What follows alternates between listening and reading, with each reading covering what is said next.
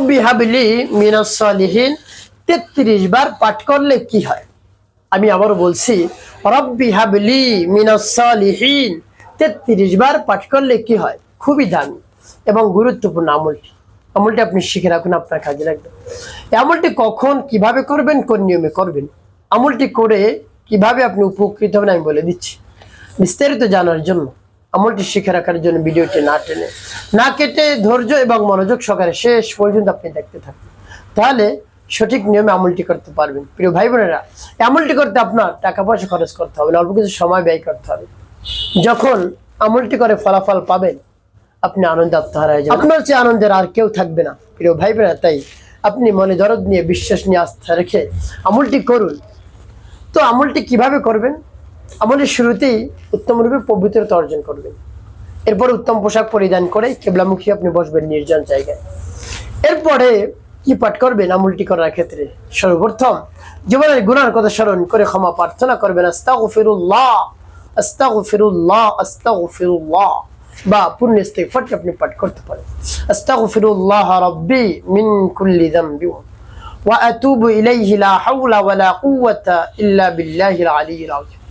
যখন পাঠ করা হয়ে যাবে, এরপর 3 বার দুরূদ শরীফ সাল্লাল্লাহু আলাইহি ওয়াসাল্লাম সাল্লাল্লাহু আলাইহি ওয়াসাল্লাম সাল্লাল্লাহু আলাইহি ওয়াসাল্লাম ইস্তিগফার দুরূদ শরীফ যখন পাঠ করা হয়ে যাবে, এরপরে আপনি কি করবেন? সেই দোয়াটি পাঠ করবেন।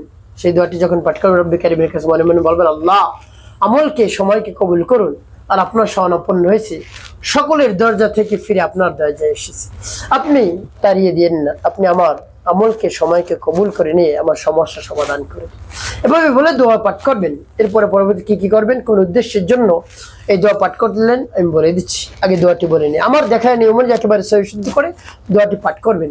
বিসমিল্লাহির রাহমানির রাহিম রব্বি হাবলি মিনাস সালিহিন রব্বি হাবলি মিনাস সালিহিন রব্বি হাবলি মিনাস সালিহিন। এবার যখন পাঠ করা হয়ে যাবে, একটু ফিরে তারপর আপনি আবারও পাঠ করবেন, বিসমিল্লাহির রাহমানির রাহিম রব্বি হাবলি মিনাস সালিহিন রব্বি হাবলি মিনাস সালিহিন রব্বি হাবলি মিনাস সালিহিন। পাঠ করা সবাই। তারপর আপনি মনে ধরেন আবার পাঠ করবেন, বিসমিল্লাহির রাহমানির রাহিম রব্বি হাবলি মিনাস সালিহিন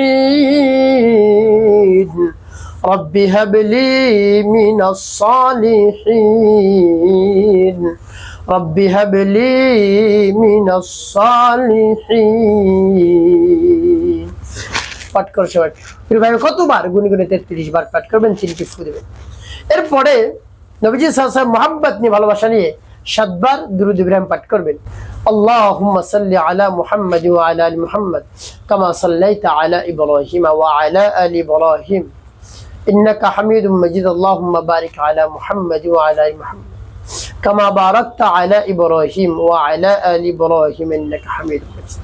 اللهم صل على محمد وعلى ال محمد كما صليت على ابراهيم وعلى ال ابراهيم انك حميد مجيد. اللهم بارك على محمد وعلى ال محمد كما باركت على ابراهيم وعلى ال ابراهيم انك حميد مجيد.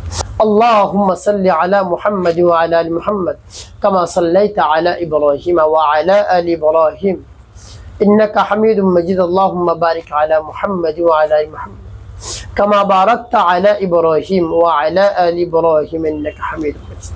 اللهم صل على محمد وعلى آل محمد كما صليت على إبراهيم وعلى آل إبراهيم إنك حميد مجيد. اللهم بارك على محمد وعلى آل محمد كما باركت على إبراهيم وعلى آل إبراهيم إنك حميد مجيد. যখন পাঠ করা হয়ে যাবে, এরপর আপনি কি করবেন? দুটি ফু দিবেন। কিন্তু ভাই আমলটি করা শেষ, কোন উদ্দেশ্যের জন্য আপনি আমলটি করলেন, আপনি শুনলে অবাক হয়ে যাবেন। আপনার যদি সন্তান না হয়, নিঃসন্তান, আপনি দীর্ঘদিন হয়ে গিয়েছে, আপনি বিবাহ শাদী করেছেন 2 বছর, 3 বছর, 5 বছর, 10 বছর, 15 বছর, 20 বছর, আপনার সন্তান নেই, কোনো সন্তান নেই, দেখা যায় আপনার অর্থ সম্পদ অনেক রয়েছে, এই অর্থ সম্পদ কে খাবে, কে ভোগ করবে, কার কাছে আপনি এর ভার দিয়ে যাবেন, কে খাবে এই অর্থ সম্পদ? আপনি টেনশনে পড়ে গিয়েছেন, আপনারও বয়স পেরিয়ে যাচ্ছে, আপনি আস্তে আস্তে বৃদ্ধ হয়ে যাচ্ছেন। তো এমতো অবস্থায় আপনার চিন্তার শেষ নেই। রব্বি কারিমের কাছে বলুন, মন খুলে প্রাণ ভরে বিশ্বাস নিয়ে, দেখবেন আল্লাহ রাব্বুল আলামিন আপনার দোয়া দরখাস্ত কবুল করে নেবেন, আপনাকে সন্তান দান করবেন, যে সন্তান আপনার দরকার, ছেলে সন্তান হোক মেয়ে সন্তান হোক, রব্বি কারিমের কাছে বলুন, তার কাছে কোনো কিছু কম নাই। তো প্রিয় ভাই বোনেরা, এবং এটাও বলতে পারেন যে আল্লাহ আপনার মর্জি অনুযায়ী, আপনার ইচ্ছা অনুযায়ী আমাকে দান করুন, তাতেই আমি খুশি। এভাবেও আপনি বলতে পারেন। প্রিয় ভাই বোনের, এভাবে আমলের শেষে রব্বি কারিমের কাছে দুহাত উত্তোলন করে ফরিয়াদ করবেন, আকুতি মিনতি করে চোখের পানি ফেলে তার প্রশংসা করে, তার বড়ত্বের কথা প্রকাশ করে, দেখবেন সাথে সাথে দোয়া কবুল হয়ে যাবে। একটি কাজ আপনাকে করতে হবে, ৫ ওয়াক্ত নামাজ আদায় করতে হবে, মানুষের কল্যাণে খেদমতে কাজ করবেন, অবশ্যই আপনার জীবন সুখময় হবে, শান্তিপূর্ণ হবে ইনশাআল্লাহ।